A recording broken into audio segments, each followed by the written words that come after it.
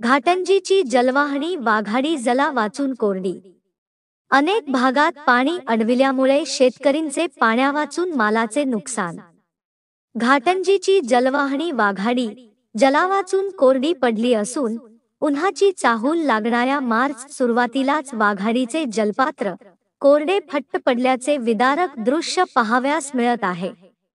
अद्याप उन्हाळ्याचे 3 ते 4 महिने बाकी असून उन्हाची दाहकता पाहिजे तशी नसताना वाघाडी नदीचे जागोजागी स्वभल्यासाठी पाणी अडविल्यामुळे जलप्रवाह बंद झालेला असल्याने सायखेडा, बेलोरा, करमना, नुक्ती, इंझाळा, येरंडगाव, पारवा, शरद, व्हारा अनेक गावचा शेतकरी वर्गाच्या फल्ली, तीळ, गहू यासारख्या पिकाचे पाण्याअभावी 3-13 वाजले आहे।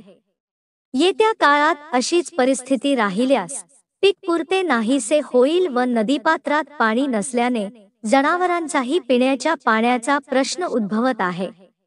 घाटंजी व आजूबाजूच्या गावाची जलवाहिनी बंद पडल्याने शेतकरी वर्गात मोठा रोष व्यक्त होत असून वाघाडी नदीपात्रात पाणी सोडण्यात यावे व वरिष्ठांनी या पाणी प्रश्नावर लक्ष द्यावे ही मागणी जनतेतून जोर धरत आहे। जिल्हा प्रतिनिधी मुझम्मिल पटेल, न्यूज 24, आपकी आवाज।